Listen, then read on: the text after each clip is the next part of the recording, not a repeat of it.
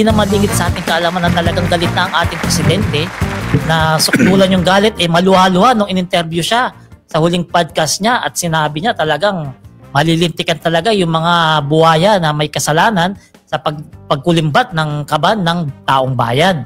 Ngayon, yung mga nangyaring hearing doon sa Senado at Kongreso, nagulat ang lahat. Ngayon, nagulat din ba kayo? Ako, gulat na gulat. Anong pinaka kinagulat yung dalawa doon sa mga nagdaang dalawang hearings? Para sa akin, parang napakaaga pa. Oh, para pag bumigay, kumbaga, bumigay yung mag-asawa at magsiwalat ng mga pangalan ng DPWH, government officials, saka ng congressmen. No? Ang nakikita ko lang doon, ang una kong reaction, mukhang may kulang. Parang selective yung memory na in-apply nung mag-asawa. Kung ano lang inaalala niya. Yun Kung ano lang naalala nila. No? Ayun lang naalala o parang may nagpunit ng listahan? Most likely may merong nagtitimon. At saka, alatang scripted. Imagine mo wala kang records, wala sa ledger nila, di ba? May ledger sila. Walang records simula 2016 hanggang 2022. 2022 lang daw. Panahon ni Digong yan. Napaka-imposible yun. Hindi, tsaka makikita mo sa hearing kahapon sa Kongreso, hindi mabanggit nung mga diskayo yung Duterte. Correct. Hindi nila mabanggit. At kung babanggitin na, pipigilan ng isang senador. Oo. Diba? Kaya napalitan. Sabihin, meron akong konting analysis dyan. Pwede kong tawagin na Vizcaya's gambit yung ginawa nila. No? But kasi ang gambit po kasi parang sa chess po, parang nagre-risk ka ng isang move with the hope na in the future magiging favorable sa iyo yung move na yon. No? Etong Vizcaya's gambit, parang ang nakita ko, sumugal sila sa Duterte block. Sa mga Duterte, in a way. No? Kaya hindi sila nag-mention ng mga transaction simula 2016 hanggang 2022.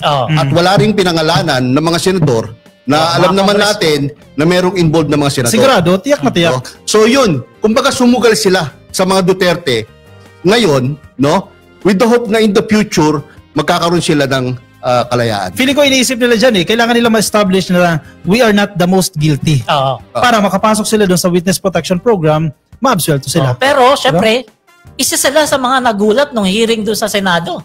Dahil kung totoo man yung sinasabi ni Yayam na kumikiling sila sa Duterte Block, pagkatapos ng hearing na yon, nagulat sila sigurado kung totoo man yung sinasabi ni Yayam. kaya napalitan yung mga sinasabing kinikilingan nila. Kaya nga editorial ko kahapon ata o sinulat ko kahapon, sabi ko, Vizcaya's gambit gone wrong. Bakit gone wrong? Kasi a few minutes or hours lang napalitan na yung mga Duterte block So baka mag-iiba na yung tono kapag si Lacson na yung magsagawa ng investigasyon. Correct. Mag-iiba ng tono yan. Kilala naman natin si Lacson, talagang diretsong straight yan. Diretsong straight, doble yan. Ang posibleng hindi na nababanggit sa mga media, no, sa mainstream media, sa mga social media, ay mukhang nangako ng witness protection or magka-qualify as witness protection ang mga Vizcayas, itong ating Blue Ribbon Chairman. Actually, may recommendation na. May letter na, actually. Pero sinabi ni Tito Soto, hindi niya pinirmahan yan. May recommendation na si Marcoleta recommending the Vizcayas na maging may pasok doon sa Witness Protection Program. Pero alam naman natin na... Hindi, kasi alam naman natin na sila Vizcaya, hindi sila yung pinaka-least guilty dyan. Most guilty, hindi sila yung most guilty dyan. Nagkamal sila ng billion-billion in such a short period of time, paano ka magiging least guilty? Mga kabibian, pwede ko bang banggitin yung mga requirements bago ka maging witness protection? Maganda. Ito meron po kasing batas tungkol sa witness protection at meron pong requirements para makapasa ka as a witness under this law. No? Number one, kailangan talaga ang kanyang testimony. Ibig sabihin mahalaga para maipanalo yung kaso. Okay? Number two, walang ibang direct evidence na available. Kumbaga, ikaw talaga yung material witness no, tungkol sa kaso. Pangatlo, may corroboration o suporta sa kanyang salaysay. Makakorroborate ng ibang ebidensya. Okay? Number four, hindi siya ang pinaka-guilty. Meaning siya ang least guilty. No? Okay? At yun, very important yun And number five, wala siyang conviction for a crime involving moral turpitude. Wala siyang pinasa dyan. Okay, baka number 5 lang siya pumasa. Baka number 5 lang siya pumasa kung wala siyang kaso previously involving kung meron pa, di ba? No? Pero yung apat talaga Si Carly Descasa ka, di ba may kaso sa Pasig nga rin yan? Pero baka hindi pa... Wala pang finality. Isa rin sa kondisyon ni SOJ, no, Secretary of Justice, isaulin nyo muna yung ninakaw ninyo. Oo naman. Yung ill-gotten wealth ninyo, isaulin ninyo yan. Hindi lang yan. Ayusin muna nila yung mga substandard na proyekto nila na walang gasto sa kaban ng bayan. At at least mo ay galing sa bibig ni Pangulong Bongbong Marcos. Importante 'yon. Na walang gastos ang gobyerno, ha. Kumbaga wala pang pinag-uusapan kung pagbibigyan sa sila sa mga kahilingan nila, pero importante gawin muna nila yung mga pending projects, tapusin muna ng nasa standard. Kasi bayad naman sila dyan. Kapag nagawa nila yon, sabi ng Pangulong Bongbong Marcos, saka tayo mag-usap. Correct. Correct. But walang pangako na ma-absuelto sila sa mga kaso nila. Pero kung ikaw si PBBM, lahat ng proyekto na lang substandard, GOSI project nila, ginawa talaga nila ng maayos. Lahat ng mga kotse nila, ng mga ari-arian nila na hindi maipaliwanag, ibinalik nila para i-donate na lang sa gobyerno para may convert sa eskwelahan o sa health. Anong sa tingin mo? I-absuelto mo sila? Hindi. Kailangan pa rin na gumulong ang batas. Kasi may ginawa silang kabulastugan. Sa korte pa rin yan. Alam mo kasi, pwede pa niyang ulitin yan. Kung hindi lang nabulilyaso ni PBBM, tuloy-tuloy yan. Correct. Kasi mga ka-BBM, grabing dami ng libo-libo milyon ng tao ang nag-suffer. Sa mga baha. Naman. Tapos, pagbibigyan lang natin yun pag sinoli yung kanilang mga ari-arian. Kasi yung mga ibang kriminal, hindi makaturungan yun. Yung ibang mga kriminal, baka ganun lang din gagawin. Pwede naman pala, gagawa ko ng krimen. And eventually, pag nahuli, isasauli ko na lang. Hindi pwede. At wala rin yan sa ating batas. Wala yan sa ating konstitusyon. Hindi talaga papayag ang mga kababayan natin, lalong-lalo na si PBBM, na walang makukulong dito. Oo, correct. Nakita mo yung mata ni PBBM sa podcast, galit na galit, di ba? Naluha nga. Tandaan natin, kapag mahirap, katulad yung isang mahirap sa Pangasinan ata doon, nagnakaw ng mangga sa kapitbahay, nakulong, na-aresto. Agad-agad. Tapos ito, bilyon-bilyon ng ninanakaw. Dadaan sa technicalities. Tapos hindi mo pananagutin. Mukhang may mali doon. Kaya hindi dapat mangyari yun. At napansin ni Presidente, isang tumatak doon sa sinasabi niya, naging systematic na itong nakawan. Na for the longest time, hinayaan, ilang dekada na nangyayari. Walang nagdakas ng loob na banggain itong mga kontraktor na yan, yung mga mayayaman na mga politiko, congressman at senador. Nangyayari na yan. Ngayon lang sinosolve itong mga problema na to. Isipin nyo kung hindi pa si PBBM yung naging presidente natin, tuloy-tuloy yan. Hindi natin alam. Tuloy-tuloy yan. Isipin nyo isang kontraktor pa lang yung kumanta dyan. Dami nang nadamay, dami nang nadawit. What more pa kaya kung lahat ng kontraktor kumanta, lalo yung may magandang asawa na parang si Legacy. Si Legacy yan. Kontraktor. Kumpanya niya yung nauuna Magantay pa yung asawa. Kumpanya niya yung nauuna sa listahan ni PBBM. Diba? At saka kung ilang district engineer meron sa buong Pilipinas. Pinapakarami. Diba? Sa tingin nyo ba, etong si Alcantara lang, yung may hocus-pocus? Ilang district engineer na mayroong assistant na engineer din? Ang dami yan. Diba? Sa tingin nyo ba? Sineta. May regional engineer pa. Sa Batangas, diba? May sineta pa dyan. Yung nag-bribe kay Congressman Lebisa. Metro Manila pa lang yan. Pa sa Mindanao? Diba? Na mas hindi ganoon katindi yung monitoring dahil yung iba natatakot magsalita. Walang check and balance halos. Imaginein mo. Diba? Isipin nyo yung ginawa ni PBBM na to sa bansa natin Hindi lang isa district engineer yung meron sa bansa natin na gumagawa ng kalokohan. Marami po yan. Hindi pa lang talaga ngayon lumalabas sa hearing, pero marami yan kasi matagal ng kalakaran sa gobyernong ito sa Pilipinas ang ganyang focus sa mga proyekto. KBBM, importante rin ma-mention na yung mga nag-witness dyan sa Senado, sa Kongreso, dapat magsabi ng totoo at kumpleto. Hindi pwede yung selective memory. Hindi pwede kung ano yung convenient lang sa'yo or magiging pabor sa'yo in the future, ayun lang ang babanggitin mo. Merong legal maxim na tinatawag na falsis in uno, falsis in omnibus. Ibig sabihin, false in one thing is false in everything. Magiging magiging basihan pa na para para kumbaga mabaliwala lahat ng testimonya kasi magkamali ka sa isang bagay, mali na lahat.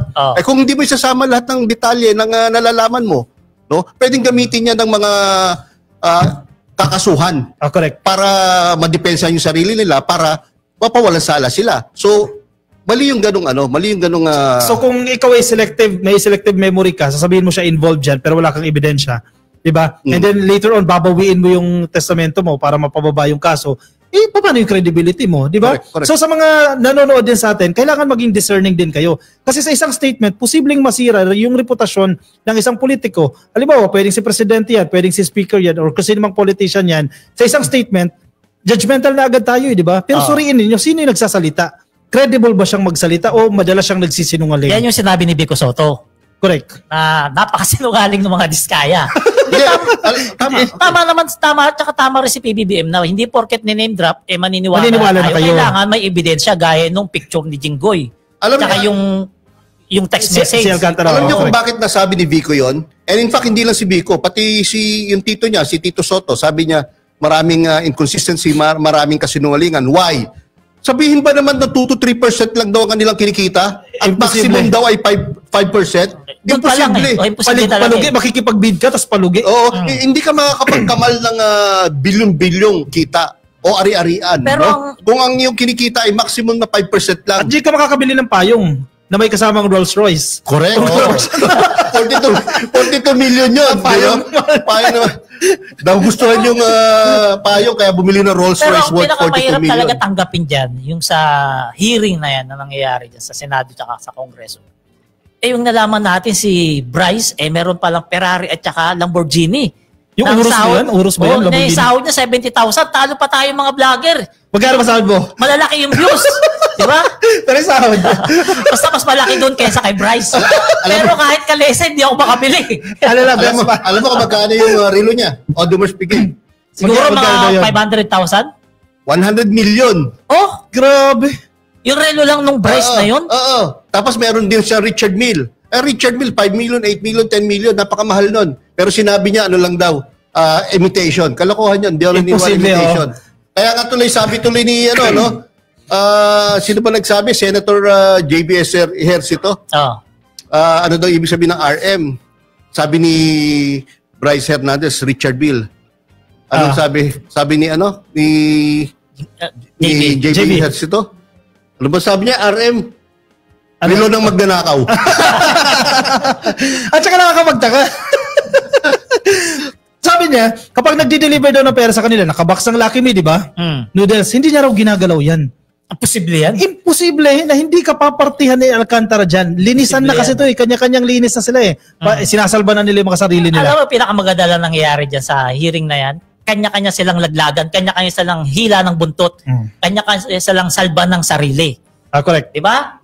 Kita mo yung dalawang boss, yung si Alcantara pati si Bryce Hernandez, kung maglaglagan, di ba? Talagang, eto mo, kung makikita mo si Bryce, talagang sinasabi na talaga lahat ng katotohanan na alam niya eh. Correct. Kaso, etong si Alcantara naman, tanggi ng tanggi, halatang ayaw talagang makakontempt. Alam mo, ito, napakaaga pa ng mga hearings both sa Senate sa Congress. Pero nakikita natin na maagang bumibigay itong mga witnesses. Alam mo kung bakit? Talagang wala na silang way. Walang lusot na yan. Wala na lusot kasi sila. Alam nila yan. Umami na sila kung aamin. Kaya kung gusto nila na medyo mas mapagaan pa ang kanilang paghihirap o ang kanilang kaso na hoping mapagaan, kailangan kumanta na sila. Ngayon, kapag kumanta sila, dapat sabihin nila lahat. Dapat nasa tono. Hindi pwede yung kung ano lang yung gusto nilang sabihin, kung sino lang gusto nilang ilaglag, yun lang ang sasabihin nila. At wag na sila makipagsabuatan kay congressman, kay senator. Kasi ang nangyayari parang may sariling kwento sa House of Representatives, may sariling kwento dyan sa Senado. Sinong niloloko dyan? Di taong bayan lang din. Pero tingnan niyo mga kababayan, kahit pala gaano karami yung pera mo, kapag wala ka talagang peace of mind, hindi ka rin talaga masaya. Tingnan mo yung kala Diskaya, billion-billion yung pera nila. Ilang digits yung pera nila? 11 digits yung pera nila.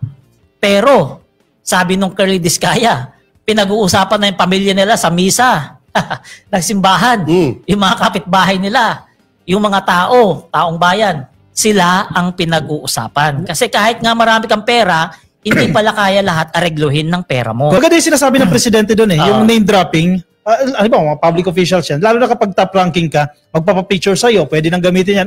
Very close ako sa presidente, very close ako kay speaker. Magbigay ka ng lagay kasi para sa kanya yan. So maging discerning tayo. Kasi yung iba, mga DDS, shoutout sa inyo, yung iba ayaw nyo na pinagbibintangan sino ngayon yun? Si Iles Guo. At saka si Duterte kasi may picture sila. Sabi wala raw ebidensya doon na magkasabwat sila. Tapos ngayon, yung isang politiko may picture ni Alcantara, sasabihin nyo magkasabwat. Double standard yun. Double standard. Diba? Kahit kailan, hindi talaga uubra sa court of law ang name dropping. Kung ang ebidensya mo is nabanggit lang yung pangalan, hindi magpo-prosper yung kaso. Alam nyo, walang pinagkaiba yan eh. Nagdadrive ka, nahuli ka, O sir, kilala ko si ganyan, pupunta ako sa kanya, pinatawag niyo may meeting. Diba? Para lang makalusot sa huli, walang pinagkaiba po yan. Kaya, wag po tayo basta-basta maniniwala sa name dropping. Maghintay tayo ng mga susunod na hearing kung may mailalabas na ebidensya bago kaagad tayo umusga. Kasi syempre, kung kayo man lumagay sa mga katayuan ng ibang politiko na nini-name drop para lang maidamay, kawawa rin naman talaga. Kasi napakabilis sirain ang reputasyon ng isang tao. Kahit tayo, minsan, di ba? Pwede tayong siraan, mabilis lang tayong masisiraan. Ay, kung name dropping lang, ba't hindi ni-name drop si 51 billion? Diba? Inamin na mismo ng ano yun, ni Cabral. Taga-DPWH siya mismo. Si Yusek Cabral, inamin na mismo. Inamin niya na may 51 billion. Ba't hindi ni-name drop yun? Nine-name drop nila yung 1.3 billion ni Saldico na binibintang kala Speaker Martin Romualdez. Hinahanap ng mga dilis yun. Pero hindi hanapin yung 51 billion. Di ba? Double standard. Diba? Mga tan-GA kasi kaya ganyan. Diba? 51 billion, bali wala 51 billion. Yung 1.3 billion ang hanapin natin kasi tan-GA tayo mga dilis. Assuming ang taong bayan ay hindi satisfied sa tumatakbong investigasyon sa HOR at saka sa Senado, no? I'm sure dito sa independent commission na tinatayo ng ating Pangulo, no, ay magiging satisfied sila. Correct. Teka lang, patuloy kita yan. Para sa mga dilis na hindi naiintindihan yan, ano ba yung independent na tinatayo ni PBBM? Para saan ba yan? Itong independent commission ang itatayong grupo ng ating Pangulo para tutukan at imbestigahan ang lahat nangyaring korupsyon, specifically sa flood control projects. No? Mga infra dyan. Mamimili siya ng mga taong kilala sa pagiging sa pagkakaroon ng integridad, kredibilidad, competence, independence of mind para mamuno dito sa independent commission na to. Ang sinasabi niya, walang politiko na mapapasama dyan. Yun ang sinasabi niya. Pero may mga lumulutang na listahan, may mga ibang publications no, naglalabas ng mga pangalan. Again, hindi pa po yan verified, hindi pa po yan final. Ang sinabi ng Presidente within 48 hours. So that was yesterday. So anytime or until tomorrow lunch. Until tomorrow morning or lunchtime. Ilalabas na po. Ando na po yung kapangyarihan ng komisyon. Kasi ang alam ko may kapangyarihan sila magsumpina, magpatawag, di ba, na mga involved resource person na allegedly sangkot dito sa mga maanumalyang flood control projects. Tsaka pag-usapan din natin itong pagkakakulong ni Bryce doon sa Pasay City Jail. Sa custodial, PNP. Kasi pinagtatalunan niyan dapat daw doon sa Senate ikinulong kasi doon nga siya na-contempt. Pero syempre dahil nga sa mga binitawan niya sa salita kahapon. Takot na siya bumalik. Natakot kahit sino ba naman. Ikaw ba naman? Diba kahit sino ba naman. Ako lang sa sarili ko lang opinion bilang Pilipino na nagbabayad din ng taksa. Para sa akin, napaka-importanting tao ngayon ni Bryce. Kasi marami siyang sinisiwalat at marami pang isisiwalat. At saka, kung halimbawa doon sa Senate ikulong at halimbawa may mangyaring hindi maganda, diba? Yung masabi, sabihin lang, aksidente. Nabagsakan ng ilaw. Nangagaw ng baril. Diba? Diba? Nanlaban. Naku, di style. Kung may mangyari hindi maganda ron. Tapos, yung mga expose niya na hindi niya matatapos. Kaya tama lang yung ginawa ni Speaker Martin Romualdez at ni Senate President Tito Soto. Kasi napusap naman sila napusap naman sila. Kaya lang ang problema, bago tayo mag-podcast, no, yan ang pinagtatalunan sa Senado. No? Dahil kini-question ni Marcoleta, kung bakit pumayag si Tito Sen na sa kahilingan ng Speaker ng House of Representatives. Sa akin naman, tama naman ang ginawa. Kung ako kay Senator Tito Soto, sinagot niya para sa taong bayan, kaya ako ginawa yan. At no offense sa Sergeant at Arms ng both houses, mas expertise ng PNP yan na pangalagaan itong resource person nila. Very valuable resource person. Ang problema, kung di ako nagkamali, ang unang tumayo sa floor kanina sa plenary ay si Senator 10,000. Sino 10,000? Kilala na. Kilala ng tawag ba? Si Cayetano. Yun. Nakalimutan ko kasi yung pangalan. 10,000 lang na natandaan ko eh. 10K ayuda. Okay. Anyway, siyang unang nag-question. 10K mo, baka nabigyan ka na yan, ha? Hindi. 10K, wala. Kaya nga, ganito ako nagsalita, hindi ako nabigyan. Bitter. Bitter ako, hindi ako nabigyan eh. Anyway, kaya niya kini-question, parang ano lang eh, turf lang eh. Parang nasaktan lang ang ego eh. Siguro sa panahon na to dapat ang ating mga mambabatas hindi iniisip ang mga personal egos nila eh. Ang iisipin nyo kung ano kapakanan ng taong bayan na galit sa panahon ito sa korupsyon dyan sa Senado at sa Kongreso. Gigil na yan. Hindi, tama naman, di ba? Kasi tingnan nyo yung kung doon ibinalik tapos nandoon yung pinangalanan ng dalawang senador. Hindi natin masabi kung sabi nga niya sabihin ng agaw ng baril. Patepok. Paano na yung investigasyon? Paano na yung mga nalalaman niyang isisiwalat niya pa? Mag-comment ako sa sinasabi ni Sir Yayam, no? Ang takeaway ko dyan, wag nyo yung idamay ang taong bayan dito sa investigasyon na yan. Kung may rift, may alitan ng House of Representatives at ang Senado, kung nagpapagalingan kayo, wag nyo nang idamay yung taong bayan dito sa investigasyon na yan. Importante dito katotohanan. Correct. May siwalat ang katotohanan, mapanagot ang dapat mapanagot. Kasi ako lang basta niniwala ako sa House. Mas may tiwala ka sa kasi doon kahit 2016 hanggang 2022 pinapalabas nila. Hindi gaya sa Senate, hindi nabanggit kahit anong year doon. Alam naman natin sila Diskaya. Inamin mismo ni Sara Diskaya, 2016 sila nagsimula tumanggap ng flood control project. O 2016, 17, 18, 19, 20, 21, 22. Hala nga namang hanes sila niyan. Hanes. O, di ba? Ilalagay sa inconsistencies. Pero hala nga naman, di ba? Pero hoping with the new Blue Ribbon Committee membership, si Lacson na ang upo dyan, baka mag-iba naman ang tono. Kasi kay Marcoleta, halatang-halata mo kung sino yung pinapanigan nila Baka itong si Lacson, mas mag-iba na yan. Baka mag-iba na yung tingin mo pag si Lacson na yung na mahala dyan sa investigasyon. Sa ngayon, yan lang naman opinion natin. Mga kabibim ako, hindi ako umaasa na talagang merong katarungan na makukuha sa Congress at Senate investigations. Mas hinihintay ko talaga yung independent body o independent commission na itatayo ng ating Pangulo. At kung assuming totoo yung lumalabas ng mga pangalan, lalo na itong si former secretary ng DPWH na si Babe Singson ay kasama dyan, ay medyo positive sign yun. Dahil napakataas na integridad nitong taong ito. Kanino bang presidente naglingkod yun? Naglingkod siya sa panahon ni Pinoy time yan. At nung panahon niya, pinagmamalaki niya nga na ang liit lang ng budget ng flood control niya nun. At saan ba isama si Which is totoo. Totoo. Di ba, naging balita rin niya na masasama si General Torre, si Chief Torre dyan sa commission na yan. Kasi pag may arrestuin, yun ang talent niya. Malaking bagay ko na dyan siya. Yun ang talent niya, mag-imbestiga, mang-aresto. At saka pag may sumpina na hindi magpapakita yung mga yan, si General Torre ang hunting sa inyo. Makita lang mukha ni General Torre, mag-iiba na tono ng arresto yun. Kasi importante na bumalik ang tiwala ng taong bayan sa proseso, sa sistema kung itong itatayo independent commission ay naandyan yung mga taong mataas ang integridad katulad ni Singson at kung masasama dyan si General Torre na mataas ang tiwala ng taong bayan, kahit pa paano magkakaroon ng kumpiyansa ang taong bayan na may mararating itong independent commission na to.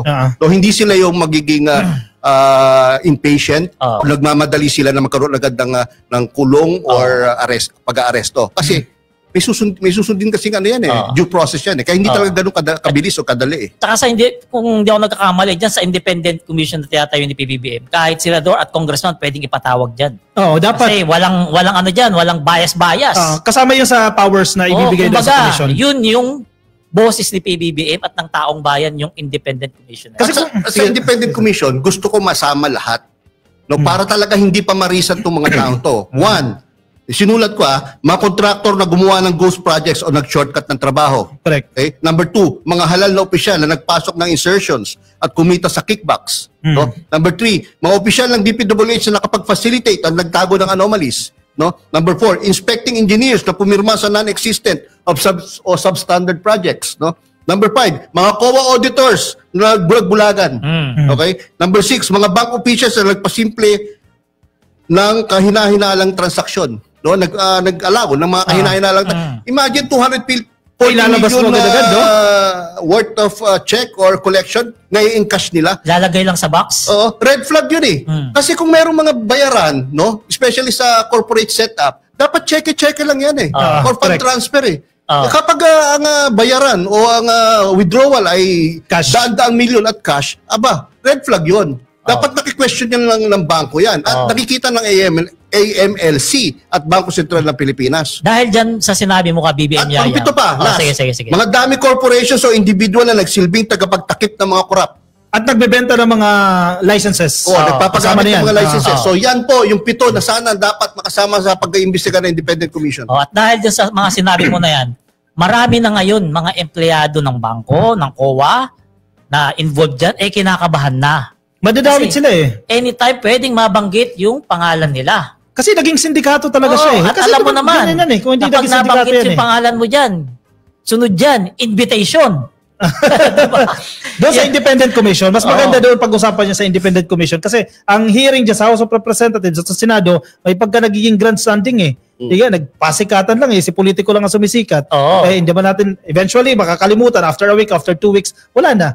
Hindi na siya pag-uusapan ulit. As compared doon sa Independent Commission na yan, after ng investigasyon yan, it will lead to filing of cases. Correct. And eventually, yun ang ultimate litisin niya mga yan. Ano natin yung hearing sa Senado at sa Kongreso, hindi sila pwede dyan magkaso. In aid of legislation, yan ang tago nila dyan. Or magre-recommend lang sila, pero kailan pa yun? Wala rin. Wala. Ngayon, itong nangyari na sa pag-hearing dito sa flood control, nagkapalitan ng liderato sa Senate. Uy, surprising din yan, ha? Oo. Yun nangyari sabi ni Senator Ping Lacson, nag-usap lang sila ng Biyernes, Lunes, nagkapirmahan na. Marami nagsasabi dahil ito, malaking factor dito, yung 20 million na sinasabing donation na nakuha ni Chis. 30 million na donation na nakuha ni Chis Escudero doon sa isang kontraktor, which is bawal naman daw talaga yun. Kaya yan ang talagang ginamit ng mga ibang senador para mapalitan siya sa pwesto. Anong style niya? Ako muna. Isa-side ko lang yung sinasabi ni Bato de la Rosa. Sabi ni Bato de la Rosa, base daw sa kanilang investigasyon dyan sa Blue Ribbon Committee, ang korupsyon ay nasa House of Representatives. Ang tanong niya, bakit si Senate President yung papalitan ninyo? Mapapaisip ka, bakit? Hindi ba korupsyon yun yung tumanggap ka ng 30 million pesos mula sa kontraktor?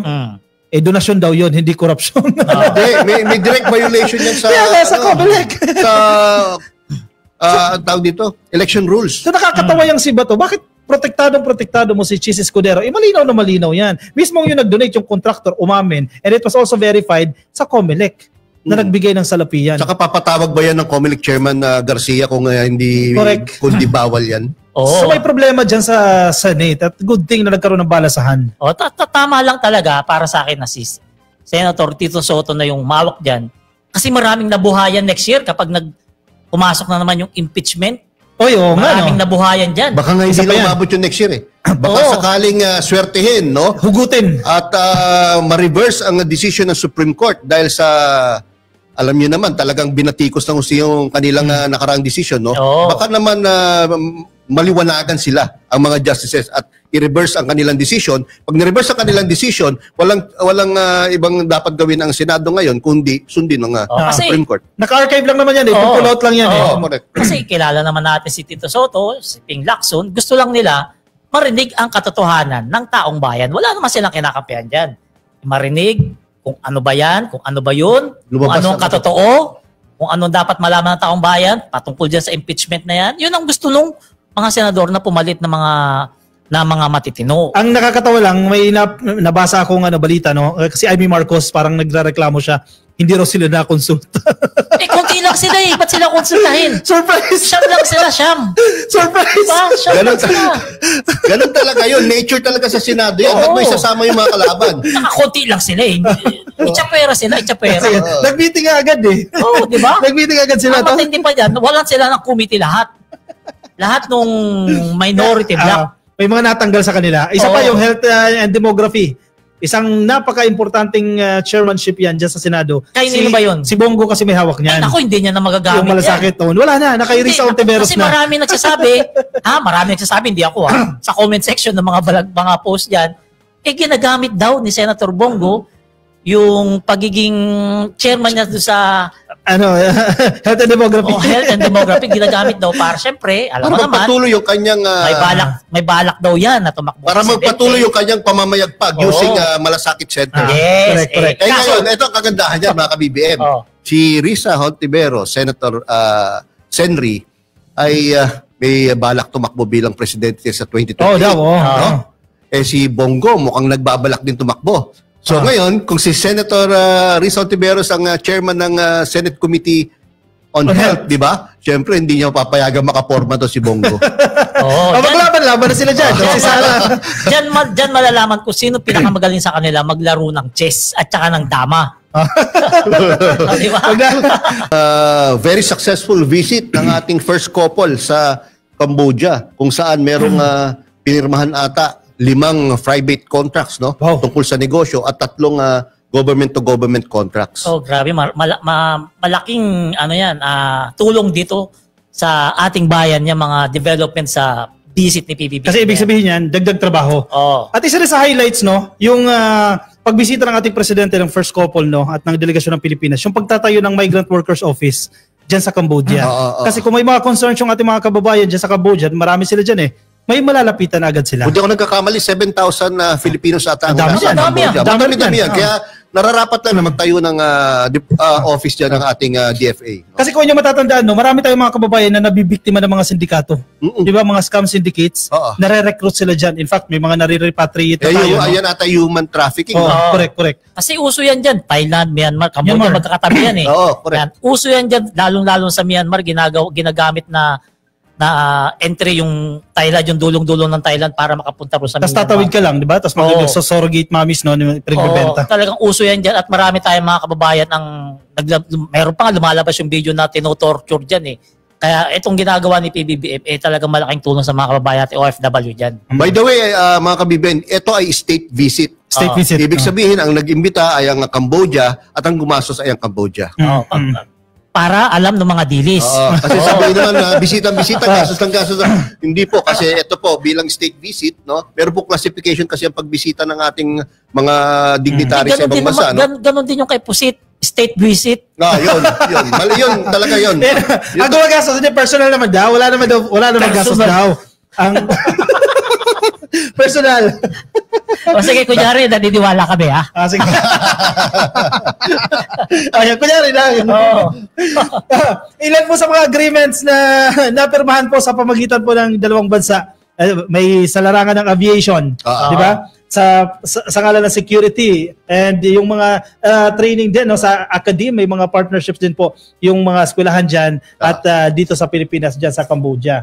Tsaka mahalagang resulta ng state visit ni Pangulong Bongbong Marcos sa Cambodia, 5 kasunduan sa negosyo na nilagdaan na nakatuon sa sektor ng aviation, tapos na pala yan. Logistics. Dito, hindi pa nasasabi natin. Women-led MES, Micro, Small and Medium Enterprises. Malaking bagay din yan. Tapos, layunin ng mga business deals na buksan ang merkado para sa produktong gawa ng Pilipinas. Ay, naku, malaking tulong to. Kasi alam bakit? Halos kamukha natin yung mga Cambodia eh. Yung taste natin, halos taste din nila eh. Asian face. Kahit sa pananamit, hindi tayo nagkakalayo ng pormahan eh. Actually, nag-exist na yan. Kasi within the ASEAN eh. Kasama natin sa ASEAN yan. May free trade agreement na tayo within the ASEAN member states. Ang matindi dyan, pre, mga kabib, kasama si First Lady. Yung by the stats niyang gagana dyan. Di ba? Totoo lang. Nakakatuwa pagkasama si First Lady dahil alam mo, no, hindi ka kakabahan eh na ang first couple na andun, lalo si First Lady. Dahil alam mo na ire-represent ng ating First Lady ang Pilipinas ng napakataas napakataas na level ba? Kumbaga hindi mo ikakahiya at hindi magbibigay ng kahihiyan. Sa madaling salita, sa kada bansa na pinupuntahan ni First Lady, ang iniisip niya kung papaano mai-showcase yung produkto ng Pilipinas sa ibang bansa na kanilang pinupuntahan. Produkto at kultura. Kultura. Lalo na ito, women-led, di ba? So malaking bagay yan para sa mga kababaihan correct. dito sa Pilipinas. Tulad na sinasabi ko kanina, no? Kasi ang ASEAN, ang Cambodia, kasama natin sa ASEAN yan. So existing na yung mga free trade agreements. Yung mga produkto natin, dinadala na dyan. So yung pagbisita ng presidente dito, mas mapapaigting pa. Masasement, mapapatibay yung intra-ASEAN trade natin, di ba? Maraming produkto madadala dyan at the same time ang babalik at yung exchange ng products and services sa pagitan ng dalawang bansa mas titibay. Ang balita ko dyan sa Cambodia, maganda rin yung mga produkto nila dyan. Hindi pa ako nakarating na Cambodia eh. Nakarating na ba kayo Cambodia? Dapat natin puntahan natin yan. Hindi kasi tayo na isama dyan. Nahuli yung pangalan natin sa paglista. Hindi tayo na isama. Kasama sana. Kasama kami dyan kahit doon na kami sa pet ng eroplano. Baka naman. Kaso parang natanggal yung pangalan namin. Baka naman. Susunod. So ito, kita natin sa picture na yan. Nagkakamay si PBBM pati yung Prime Minister ng Cambodia. Yan. Ibig sabihin yan, magandang relasyon ng Pilipinas diyan sa bansa nila. Kahit saan bansa magpunta ng presidente, first couple, lagi siyang well accepted, di ba? Well received lagi. Talagang VIP ng mga VIP talaga. Correct. And yung mga Filipino community, nakita nyo, kinantahan siya ng happy birthday, binigyan siya ng cake. So malaking bagay yan. Doon mo makikita kung gaano kataas ang gaano kaganda ang image at reputation na nakikreate ng ating Pangulo. Yung iba kasi, rally ang sasalubong mo. Yung iba nga, di ba sabi ko nga sa inyo, pag nasa mga ibang bansa, hindi pinapansin, nasa isang sulok lang. Lex, balik mo sa picture na yun, Lex. May, kukumpero. Ano yung hawak nila? Ice cream? Hindi. Ano ba yan? Layo eh. Ceremonial toast kasi yan. Ceremonial toast. Parang ice wine cream. or ano yan. Baka nasa state dinner sila yan. Malayo kasi lit, hindi ko masyado Sa banquet natin. Baka may state dinner yan. Hosted by Cambodian government. Parang kombucha yan. Hindi ko alam kung uso ang kombucha sa Cambodia, pero mukhang kombucha yung iinumin nila. Meron tayong viewer sa Paris, France. Cecilia Tanda Circoliagas. Parang dyan na nakapag-asawa kasi mahirap bang yung apelyido. France. Sana, meron pa Doha, Qatar. Ano nangyari sa Doha? Merong kaguluhan dyan. Kamusta po kayo dyan? Sana nasa mabuting kalagayan kayo. Ma'am Cyril Uwigo. May kaguluhan ba dyan? Medyo binomba ng ng Israel yung isang portion dyan sa Qatar. Speaking of kaguluhan, usong-uso yung kaguluhan ngayon, lalo sa Nepal at sa Indonesia, no? At yan ang inaasahan ng mga DDS na mangyari dito na hindi naman mangyayari. May ilang mga DDS sa pinapalabas nila na they are threatening the government, umayos-ayos kayo dyan sa gobyerno or else gagawin namin yung ginawa ng mga kabataan dyan sa Nepal. Mga kabibiyay, meron mga nagpapadala ng private messages, no? September 13 daw, people power daw, no? So, huwag po kayo nagpapaniwala dyan, huwag din kayong kakabahan. Stable po ang ating government, everything is under control. Yung mga nagpapadala ng mga ganyan, gusto lang po niya na bumalik sa kapangyarihan, no? Correct. Nang hindi naaayon sa batas. Dahil marami na po silang kinasasadlak ang legal problems, kaya gusto nilang mapatalsik ang ating Pangulo at makabalik sa pwesto. Kasi tingnan mo etong mga dilis na to, ang lakas ng loob.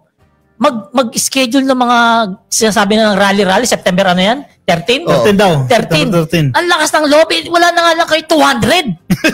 Diba? Ano magagawa ninyo? May leader tayo nakikinig. May dilis na nakikinig sa atin. Hindi, totoo naman Hindi, kakorek po si Palerista. Hindi po 200. Ay, diba? Totoo po 1,000. 1,000. Kaya lang yung 800 mga upuan. Ay, salbahe kayo dalawa. So, ito pa. Makita nyo ba yun? Upuan yung audience ni Ito pa. Yung nananawagan, in the name of Harry Roque, nananawagan na magkilos protesta daw. Tayo sinasama niya yung sarili niya. Wala dito. Kaya kung ikaw yung Pilipino, huwag ka magpapabudol sa panawagan ng mga yan na magkilos protesta. Hindi, marami ang sabi-sabi, marami raw hindi napupunta diyan kasi maraming hindi raw nababayaran.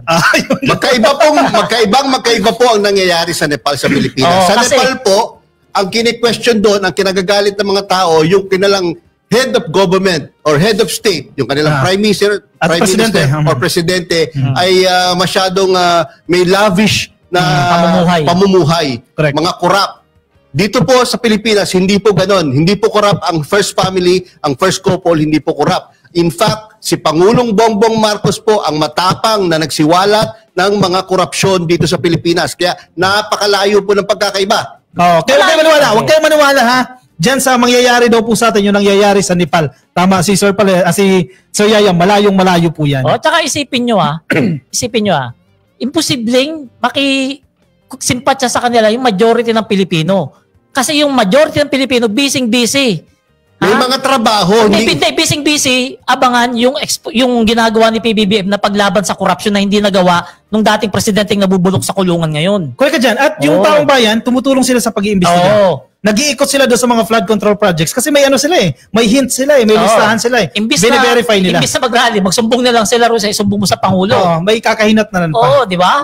Saka kung dadaanin natin sa dahas o sa mob rule na tinatawag, sino magiging talo?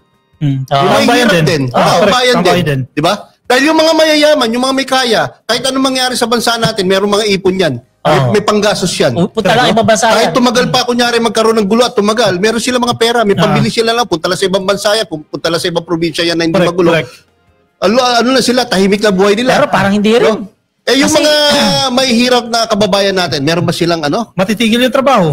Meron ba silang pwedeng ipangtustos sa kanila pang-araw-araw? Parang mali ka ron Bakit? Kasi si Humbalustos na ubos na yung ipon Sabi lang niya yun. Sinungaling yun. Ang daming property sa Pilipinas. And aside po rin yung sinasabi ng United Nations, si Gutierrez, ang sinasabi niya, sa mga ganitong sitwasyon, we have to respect the human rights ng bawat isa. Diba? Huwag natin hayaan na sirain ng properties o kitilin ang buhay ng isang tao dahil ayaw nyo sa pamamahala nila. Hindi pwedeng gano'n yun. Susunugin mo, halimbawa yung Supreme Court, susunugin mo yung opisina ng gobyerno, kaninong property yan? Property ng taong bayan yan. Huwag tayo mag-resort sa nangyayari dyan sa Nepal. At pagpalit ng presidente, papagawa na naman yun. Pera na naman ng taong Gastos din natin yan. Taxpayers money. Saka yung economy po natin, no? Tuloy-tuloy po ang pag-unlad na ating economy. Alam niyo po kung anong mangyayari? Babagsak po ating economy. Marami pong mawawalan ng trabaho.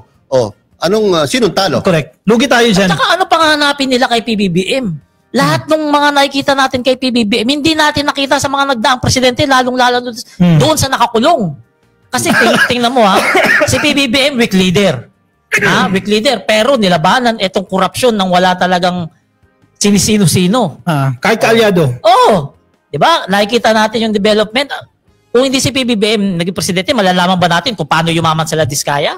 Malalaman ba natin na may mamahaling relo itong mga 70,000 na sahod lang na engineer? Malalaman ba natin na may payong worth 42 million? Correct. Malalaman ba natin na may bulto-bultong pera sa lamesa ng mga engineer na yan? At kung sino yung mga allegedly congressman at senador na directly involved dyan. Magamat yung iba, allegation pa lang po yan, and eventually, malalaman natin kung talagang sino yung mga nag-inserts niyan. Speaking of sino, tapusin mo muna. Yan ang hindi nagawa nung presidenteng matapang na nakakulong. Yan ang hindi niya nagawa. At ang previous administration, sisama na natin. Nasa sobrang tapang, nakakulong tuloy. Correct. Yan ang hindi niya nagawa. Yan. Anyway, speaking of itong mga pagsiwalat ng mga anomalya sa flood control, nung isang linggo, nabalitaan niyo ba yun o nakita niyo sa social media? Galit na galit si First Lady. Oo. No? Doon ko lang nakita yung mata ni President. Yung parang nanilisik, naka-side view na siya sa picture, Tapos napakatalas ng tingin niya doon sa kausap niya. Sinisermonan siguro. Tauhan siguro ng contractor yun. Bakit? Kasi yung building na pinapagawa niya, no? Anong pangalan nung contractor? Ano yan? Yung building is called Philippine Film Heritage Building. St. Timothy? Hindi. St. Timothy. Gold, malalaman niya yung name ng corporation. Yan. Great Pacific. Ang contractor nito ay Great Pacific Builders and General Contractor Incorporated na isa sa siyam na construction company na pag-aari ng mga Diskaya. Sigurado ko. Palpak na naman yan. Palpak talaga. Kaya ganyan itsura ni First Lady. Pero kita niya, ang talas ng tingin ni First Lady, di ba? Kulang na lang, ihampas yung papel sa kausap niya. Kulang na lang, ihampas yung At saka, makikita mo naman, yung kausap niya, maamoy mukha. Di ba? Maamo kasi. Halata ba hindi makatingin eh. Kinakabahan yan. Actually, after that event, may isa pang event, nandoon kami. Hindi pa rin nakakabubot si First Lady doon. Talagang mainit pa rin ang ulo niya dyan eh. Oo. Kasi ba naman, mga kayaya, mga ka-BBM, imagine nyo, bagong building, ang dami ng tulo-tulo.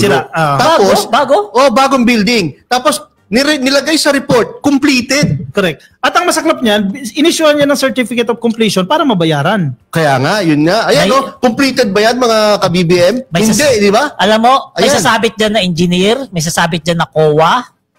Yan, marami sasabit dyan sa proyekto na yan. Kaya nilagay nilang completed. Kaya si First Lady, inulit yung sinabi ni Pangulong Bongbong Marcos sa SONA. Ano sabi niya? Mahiya naman kayo.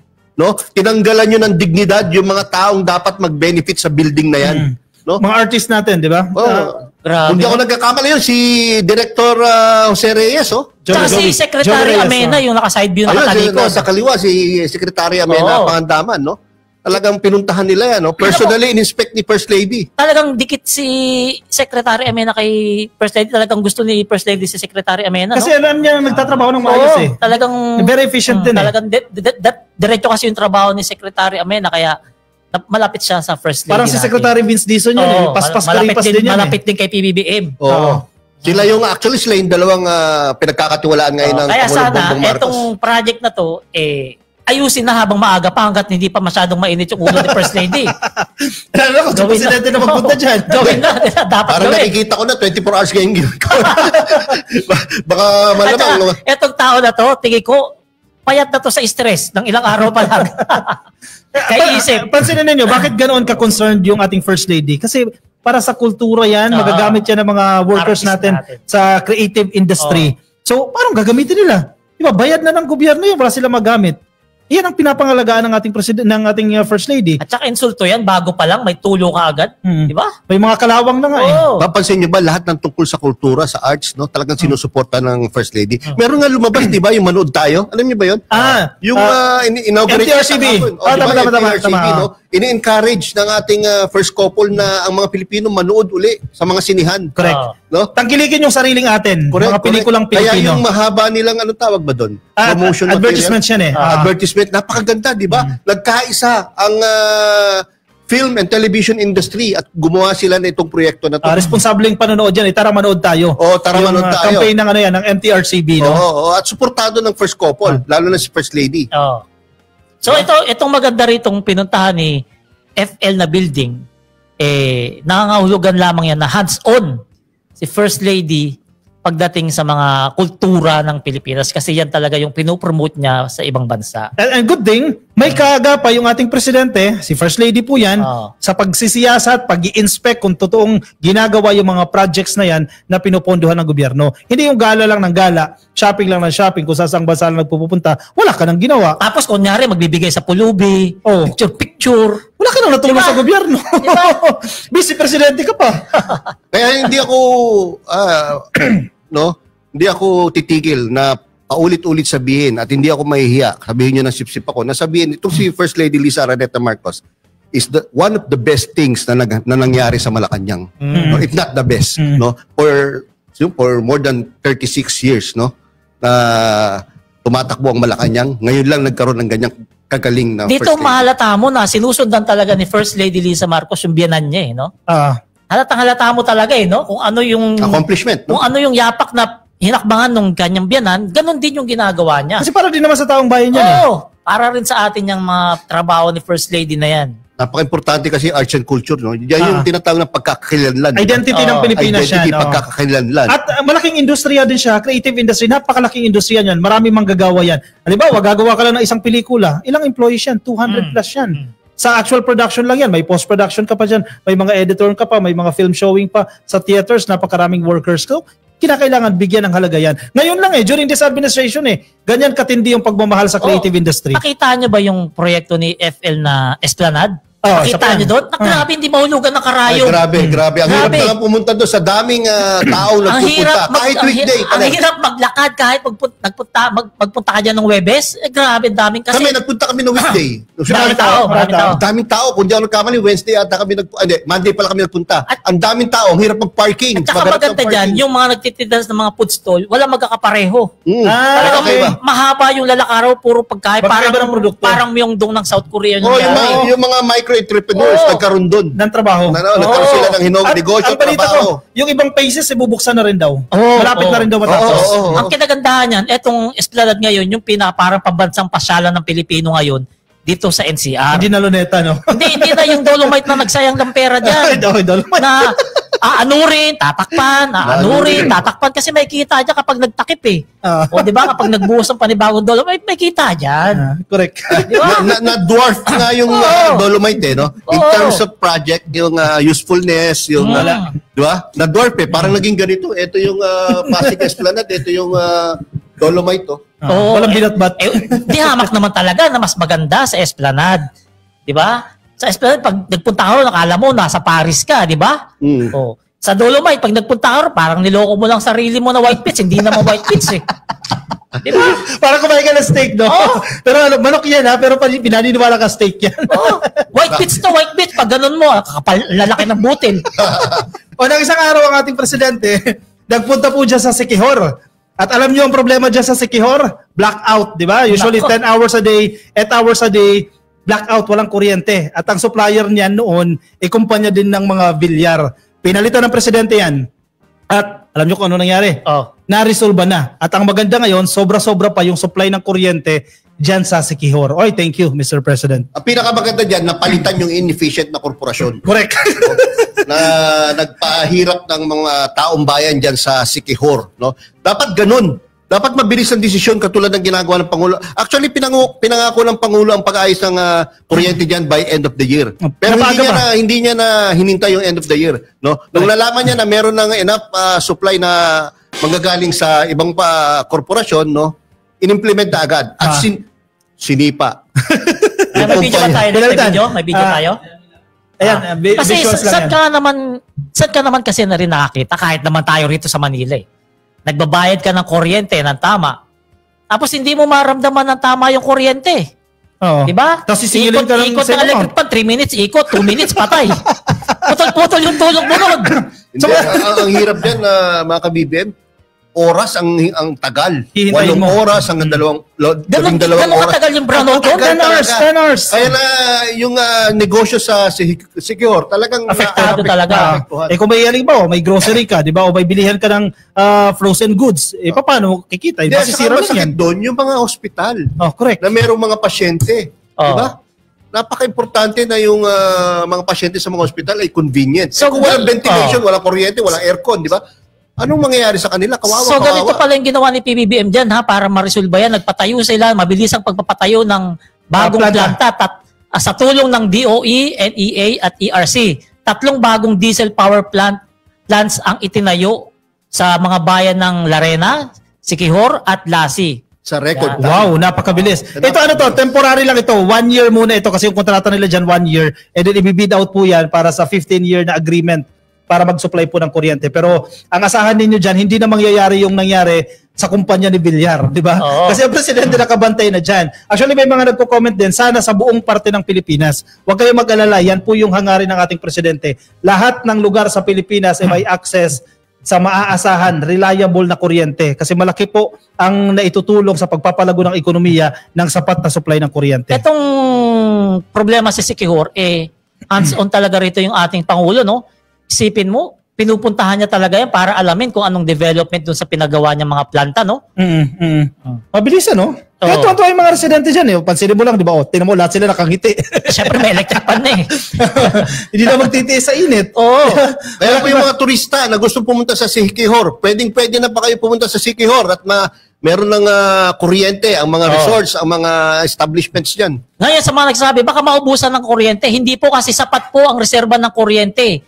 May kabuuang 12.25 megawatt dependable capacity at may isang N1 reserve na 1.7 megawatts para sa backup kung may masisirang unit.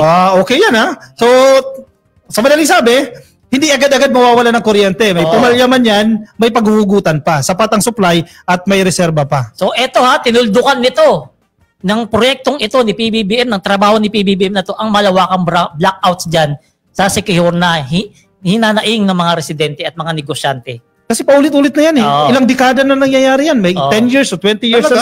Sa Siquijor? Matagal na yan. Tapos ang style pa dyan ng company ni Villar, kasi binabasa ko yung timeline unsolicited proposal. Magpapasa sila. Magpapasa sila unsolicited proposal para sa renewable energy. Siyempre, ma-award sa kanila, magkakaroon ng agreement, hindi naman maayos yung supply. So ang tendency, magtitiis yung mga taga-Siquijor dyan. Matagal na pala yan. Matagal ng problema. Bakit pinabayaan, hindi ginawa ng solusyon nung nagdaang presidente? Busy sa tukhang. Diba? Diyan mo makikita kung sino talaga yung presidente na may malasakit sa Pilipino. Si PBBM, hindi siya madaldal. Pinapakita niya, gawa, hindi gaya nung iba, parehalik lang ng babae. Correct. Ang nangyari kasi, just to give my comment, nung nangyari kasi ng administrasyon ni Digong, no offense sa anti-drug, kasi kailangan natin yan anti-drug initiatives ng gobyerno, pero ang pamamahala sa bansa ay hindi lang tungkol sa anti-drugs. Marami kang dapat pagtuunan ng pansin na nakalimutan ni Digong kasi nakafocus lang siya doon sa tukhang.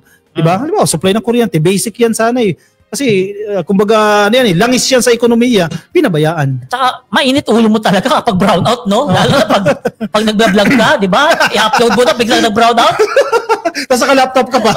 O kaya computer ka. Yun ang, hindi natin masisisi yung mga taga-Siquijor kung magaganda yung comment nila dyan sa proyekto ni PBBM. Kasi kung pagbabasehan mo yung post dyan sa kuryente ng Siquijor, talagang napaka-positive napakaraming positive na comment para dyan na nakasuporta kay PBBM. Okay, bukod dyan, syempre, tulad ng sinasabi natin, ang presidente kapag lumakad, tuhog-tuhog. Mula sa Siquijor, lumipad ang kanyang team papuntang Bohol. At in-inaugurate po dyan yung Kalunasan Small Reservoir Irrigation Project dyan po sa Bohol. Para naman sa mga magsasaka. Para sa mga magsasaka. Patubig yan. Patubig yan. Kasi syempre, ang gusto natin, food security. Ang hinaing ng ating mga magsasaka dyan, kulang sa patubig. So ang ginagawa ngayon ng National Irrigation Administration, kailangan may sapat na supply ng patubig sa mga sakahan natin para matiyak natin yung food security, yung sapat na supply ng tubig para sa magandang ani ng bigas ng palay. Correct. So, anong sabi mo? Tuhog yung lakad ni PBBM? Tuhog. Ibig sabihin, dikit-dikit. dapat pag lumakad ka, hindi lang isa pupuntahan mo. Para tipid. Para tipid ka na at na-maximize mo yung time mo. Kahit yung kay BP Pusit, tuhog din eh. Isipin mo, mula Netherlands hanggang Japan. Tuhog yung budget. Di ba? Pero sabi mo, tuhog yung budget. Ganyan na style ng kapatid niya. Pati naman, hingi ng travel order. Ilang bansa pupuntahan? 21 countries. Tuhog talaga, di ba? Sarap ng buhay, no? Iboboto ng taong bayan. Mananalo, pagkapanalo, puro travel ang gagawin. Wow, sana all. Di ba? So, ito yung parang damto, no? Mga ka-BBM, ang magbe-benefit na farmers dyan ay around 400. Wow, no? Ang dami na yan. Covering 300 hectares. Ang daming palay, ang daming bigas ang Sang lugar to? Sang lugar? Sa Bohol yan, sa Municipality of Calape. Bohol. Marami nga dyan, marami. Bukang hindi ito Barangay Kalunusan. Hindi siya, hindi siya solar panel hindi siya powered ng sunlight. No? Pero malaking bagay na rin po yan. Gagastos ka lang sa diesel dyan, pero at least kahit paano may sapat na pagkukunan ng tubig yung ating mga magsasaka. Ang maganda dyan, ang maganda dyan mga ka-BBM, yung mga magsasaka dyan, talagang ganado ngayon magtanim. Kasi hindi na sila mahihirapan sa irigasyon ng tubig nila. Kasi yung irigasyon, yung tubig, pinakamahalaga yun sa pagsasaka. Kapag walang tubig, mahirap bungkalin ang lupa at mahirap mabubuhay ng maayos yung pananim. Meron bang sinasabi diyan kung libre itong patubig na to? Usually po, ang nangyayari niyan, mga Irrigators Association, nag-aambag-ambagan yan. Kasi halimbawa ito, diesel-powered yan, so gagastos sila ng gasolina, mag-aambag-ambagan sila dyan. Pero hindi ganun kamahal. Hindi ganun kamahal. Kumpara kung ikaw ang hahanap ng diskarte sa tubig, kung magsasarili ka, kung magpapahukay ka ng sarili. Kakopi, mapapababa ang production cost. Correct. Mas maganda kung solar-powered. Kasi sunlight na ang ginagamit natin. Sigurado yan. Pakinggan muna natin sinasabi ni PBBM. Okay, sige. Kita ninyo ay magiging mas mataas. Kaya we are continuing at patuloy natin ginagawa ito para pagandahin ang agrikultura natin, para pagandahin natin ang hanap buhay ng ating mga magsasaka, para sa inyong sarili, para sa inyong pamilya, para sa inyong probinsya, para sa Pilipinas. At ito'y nakakatulong sa ekonomiya natin. Kaya nagpapasalamat kami lagi. Tama yung sinabi ni Administrator Eddie na sinasabi niya kayo mga bagong bayani. Talaga naman, kung wala ang magsasaka, wala tayong kinakain. Kayo ang nagpabumubuhay sa buong Pilipinas. Kayo ang tumitiyak na may pagkain sa hapag ng bawat pamilyang Pilipino. Kaya nandito ang pamahalaan upang tulungan kayo para mapaganda pa natin ang food supply dito sa Pilipinas, mapaganda pa natin ang hanap buhay ng ating mga farmers, ng ating mga magsasaka, at maging maayos ang patakbo ng sektor ng agrikultura. Ayan. Singit ko lang shoutout lang kay Manong Lino de la Cruz. Loyalista yan. Shoutout. Kaibigan natin yan. Saka si Bebang, they're watching. Kapangalan pa ng tatay ko. Meron naliligaw. Alexandro Bugatan. Ang dami niyang komento. Balita namin. Anong tawag doon? Yung nagko-comment ng flood yung natin. Ito sigurado, itong si Alexandro Bugat. Hindi mas... Ikaw lang mag-describe. Grade 2 lang inabot nito eh. Wala lang. Grade 2. Tapos bagsak pa yun. Siguro. Nakatatlong grade 2 yan. Kasi mali-mali spelling tsaka sigurado mahina mag-isip yan. Judgment kasi yung chat Hindi, wag na. Wala siyang naiintindihan sa sinasabi natin eh. Okay, sige. Tagalog lang Anyway, mag-proceed tayo na sa idagdag ko lang doon sa irrigation, no? Kasi ang malaking contribution nito mga irrigation na to, na-i-enable mo yung second cropping. Halimbawa, kasi kung wala kang tubig, sa isang taon, isang beses ka lang aani ng palay, diba? Kung may sapat na supply, at least in a year twice. At actually, pinag-experimentohan na yung thrice o 3 anihan sa isang taon. So yung gap natin, yung kakulangan ng bigas, nasusuplayan niya. Yun ang kagandahan. Ibig sabihin, overall, mapapataas ang produksyon ng palay dito sa Pilipinas.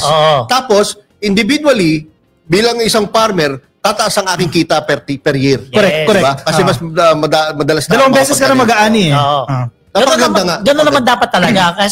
Kaso kapag may problema ka sa irrigation, isa lang talaga mangyayari niyan. Ang ani mo. Sige, last topic natin for today's episode, no? Punta tayo dyan sa SSS, sa mga senior citizen natin dyan. Natanggap nyo na ba? Ang ano ba? Yung 10K? Yung 10%. Akala ko yung 10K. 10% at 5% yan eh. 10% and 5%. Starting September 1. September 1. Oh, yung iba nakatanggap. Tatay ko nakatanggap na eh. Wow! Tuwa yung Ano tatay ba ko yan? eh. Diretsuhin mo na kasi Ganun yan. para Yung kasi marami tayong notice yung mga senior. pensioner natin, may dagdag po kayo sa pension. Magkano Wow! po yan? 10% po yan kung kayo halimbawa retired or disability pension yan, 10% po. Kung nagpe-pension ka ng 3.5, ibig sabihin, madadagdagan po kayo ng 350. Baka naman tataas yung contribution Walang yan. dagdag na contribution. Wala. Alam mo, nagdala na kayo dyan, no? Kasi noon, nagkaroon ng 1,000 allowance. Oo. Nagkaroon ng taas ng contribution. Ganun? Panahon ni Digong, di ba? Ngayon, hindi. Tataas ang pension, walang dagdag na contribution, pero sinasabi nila hindi malulugi ang SSS. At hindi lang ngayon taon yan. Next year, another 10% yan sa September. Tatlong sunod correct. na taon yan. And another year, 10% ulit yan. Napakagaling talaga. 30% sa panahon ni PBBM. A total of technically 33 siya. 33%. Paler, bakit wala nung nakaraan yan? Siyempre. Di ba? Yung nakaraan kasi, ang ginagawa lang no, busy sa paghahalik sa mga babae. Eto, gaya, tinanong mo ko yan, tanungin kita dyan, okay ba sa'yo itong ginagawa ni PBBM sa mga senior citizen na tinaasan yung pension kahit pero hindi magtataas ng contribution? Nako, okay na okay yan. Okay. Excited ka na ba? Malapit-lapit ka na. By that time, tataas siya. Hindi ako nagbabayad na SSS. Wala ka SSS. Hindi ako nagbabayad na SSS. Mayaman kasi tayo. Ganyan pagmayaman. Meron ako. Kulang na lang ako ng 12 months. Mag-a-avail na ako. Pwede na ako makapag-avail ng pension. 108 na siya. 108 months na yung kanyang contribution. Ito, So, mga survivor pensioner, just to clarify 5% po yung sa inyo. So, kalahati po, yung mga, halimbawa, namatay po yung inyong member, yung pensioner, no? Kayo yung beneficiary nyo. Additional 5% po. So, magkano na matatanggap nilang pension yan? Kung halimbawa, ang pension mo 4,000, kung 10%, 400, ibig sabihin, 5% lang kayo, di additional 200 po. Malaking bagay na rin yan. Malaking bagay. Pwede nyo na isan lang. So, ibig sabihin po niyan, mga kababayan, sa ginagawa ni PBBM na paglaban sa korupsyon, sa ginawa ni PBBM na pagpunta, ayusin yung kuryente sa Siquijor at yung irrigation dun sa Bohol, naisasabay niya pa itong pensyon. O nga, no? Para sa ating mga kababayan na mga senior citizen. Kasi palerista, magagaling yung mga kinuha niyang tauhan. Correct. Sino-sino yung magagaling na yan? Ikaw na magsabi. Secretary Mina. Yun. Number 1. Budget yan Very important yan. Pagbabudget di ba? Secretary Vince Dizon. Vince Dizon, nasa DPWH na. Troubleshooter na Malacanang. I remember, yung 50% discount sa transportation, sa LRT. Secretary Vince din yan. Correct. Di ba? Magagaling yung kinuha. Tama, magagaling yung kinuha. Kaya hindi rin ganun ka nahihirapan ng presidente. Magtataka ka, bakit parang hindi nauubusan ng pera yung presidente? Di ba? Kasi nga po, hindi po binubulsa ang pera ng taong bayan. Ganun naman talaga. Except itong nangyari sa flood control program na hindi naman involved ang ating Pangulo. Hindi ganun talaga. Siyempre, alam mo naman, kapag hindi magnanakaw ang presidente, maraming proyekto ang maisa sa katuparan at magagawa. Ngayon, kapag ang presidente maraming anomalya, asahan mo yan, puro anomalya rin yung mga proyekto. Susunod-sunod yan yung mga subordinates siya, magiging corrupt na rin. Kasi ano justification nila? Ang presidente nga corrupt, ako bakit di pa ako maging corrupt? Isipin mo kung si PBBM kurakot yan, pagtatakpan niya yan. Yung flood control. Yung flood control, hindi niya sisiwalat yan kung meron siyang porsyento dyan. Dahil nga, hindi magnanakaw si PBBM, kaya isinisiwalat niya lahat ng corruption dito sa Pilipinas. Hindi gaya ng mga nakaraan, nakulong na lang, walang nangyari. Kasi alam niyo ang wish ng ating Pangulo, ang lagi daw niyang birthday wish. By the way, happy birthday, September 13 sa ating Pangulo. Lapit na. Happy birthday, sir. No? Ang wish niya, walang, bago siya bumaba sa 2028, sana walang gutom na Pilipino. Correct. Walang nagugutom na Pilipino. Kasi isang malaking indicator yan ng pag-unlad ng Pilipinas, yung poverty incidence, yung bilang ng ating mga kababayan na nagugutom, as much as possible, 0, di ba? Pero mapababa mo man lang yan, malaking bagay na yan. Hindi man talaga ma-achieve yung 0 dahil imposible yun. Kahit sa ibang bansa, meron pa rin. At saka ito, may pakita lang ako sa inyo. Baka yung pinakita mo yan kanina. Patuloy ko itong ni Kakakopia. Ito hindi ito yun. Mamaya, nanonood yung asawa ko Ito 98% ng netizen supportado si PBBM sa paglaban sa korupsyon. Pakita. 98% ng mga Pilipino. Okay naman. I-post na lang namin sa page namin, Salamat PBBM. 98.7%. Ibig sabihin, ilan na lang? 1.3. 1.3% na lang yung mga dilis. Dilis yun. Ang taas na ito. Di ba? Kung hindi ako nagkakamali, first time to nangyari sa history ng Pilipinas na presidente. 98.7 ng mga Pilipino. Kasi pag masolve natin yung problema sa korupsyon, tayo din makikinabang taong bayan. Grabe dami, no? Mga bitter lang yung hindi. 98.7. Muntik mag 100. Nag-agree. Kasi syempre nga naman. Palerista, sino bang hindi makakagusto niyan? Oo. Yung bilyon-bilyon na kinukurap ng mga public officials, mga contractors, no? Sa ating kabanang bayan. Kung yan mapupunta talaga sa taong bayan, malaking ginhawa ang may bibigay sa taong bayan, no? Kunyari, yung 500 billion na yan, gamitin na pangnegosyo ng mga maliliit na kababayan natin. Yung mga gusto magnegosyo. Bigyan lang ng tag 50,000 to 100,000, meron na silang micro-enterprise business. Di ba? Yung mga gusto magkabahay, dalhin sa, sa pabahay ang pera na yan. Di magkakaroon ng pabahay ang maraming kababayan natin. At mangyayari yan sa susunod sa taon. Kung dadalhin sa health yan, no? Hindi mo na mahirapan. Di ba? 225 billion na para sana sa flood control next year, sa 2026, ay ilalaan na lang sa education at saka sa health. Nirealign. By the way, sabi po ng Pangulo na wala na pong budget na ilalaan para sa 2026 for flood control projects. Alam mo kung bakit? Bakit? Kasi gagawin ng mga contractor yung mga substandard nilang flood control na walang gastos ang Pilipinas. Sisingilin sila dyan. Yun ang gagawin nila next year. Ayusin yung mga flood control nila. Yung mga ghost project na flood control, gagawin nila yung mga flood control na yan galing sa sarili nilang bulsa. Na akala nila, masisafety nila. Yun pala, mabubulilyaso sila ng matindi sa buhay nila dahil si PBBM, binubulilyaso sila. Kaya maganda simutin yung pera ng mga magnanakaw na yan, di ba? Tapos gastos sa taong bayan. Tama lang, walang flood control na budget next year. Dalahin na lang yan sa health. Kaya naalala ko, magandang ginawa ng Bureau of Customs, no? Nasa kanila na po yung 30 na sasakyan, luxury vehicles ng mga diskaya. Wow. Pati yung payong. Siyempre, kasama naka-insert sa... Kaso, paborito na yung payong, baka kinuha yung Baka payong. hindi sinama.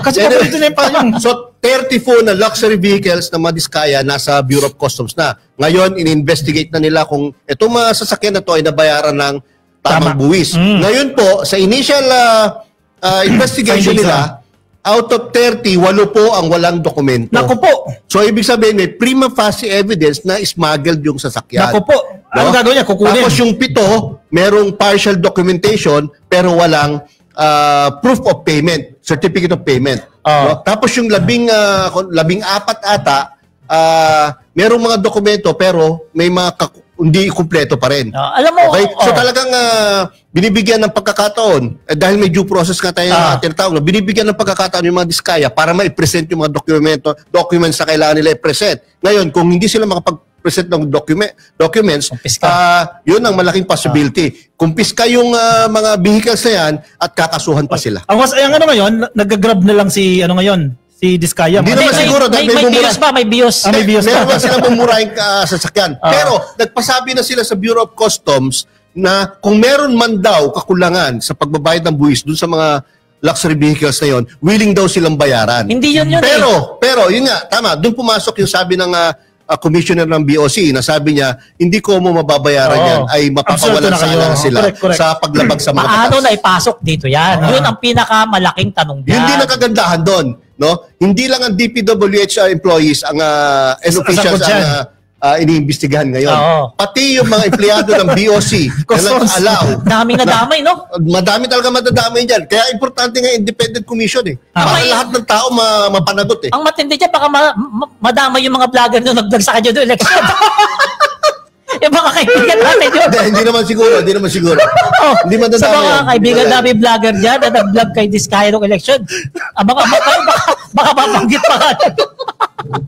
Mga mabanggit pangalan nyo. Wala kang pinakalanan pero kaibigan natin yung mga vlogger na yan. Kambyo.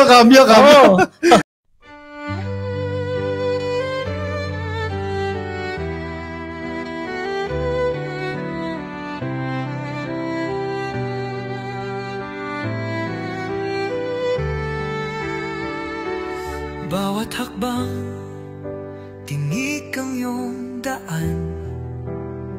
Sa sariling bayan, ika'y hinusgahan. Ika'y siniraan ng ganit sa kapangyarihan. Agilang nagnakaw ng pera ng taong bayan. Pinapasan mong lahat ng dusa. Matatag ka, hindi gaya ng iba. Ngunit kahit sugatan, kahit lumuluha,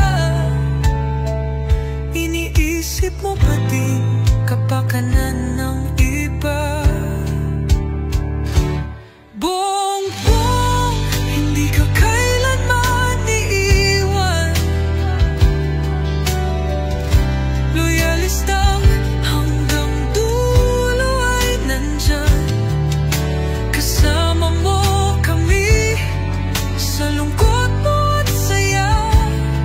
Pagkat Pilipinas, ikaw ang pag-asa.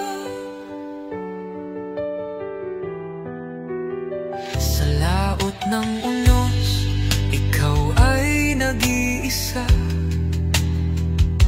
Iba'y nagbubunyi sa iyong pagdurusa. Ngunit lahat ngayon ay malinaw na. Katulong mo ang Diyos, nag-iba sila.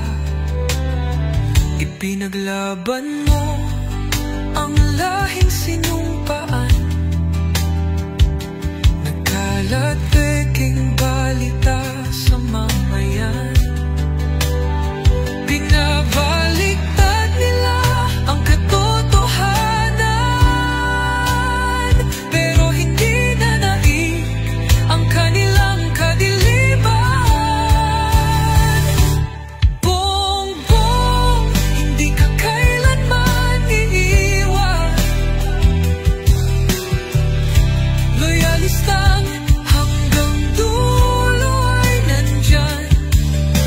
Kasama mo kami sa lungkot mo at saya. Pagkat Pilipinas, ikaw ang pag-asa. Iginuhit ng kasaysayan ng pangalan mong dalisay. Ngunit bakit tila nais kang burahin at si Apolacay? Sa iyong mga mata, may luha ng matinding pagdurusa.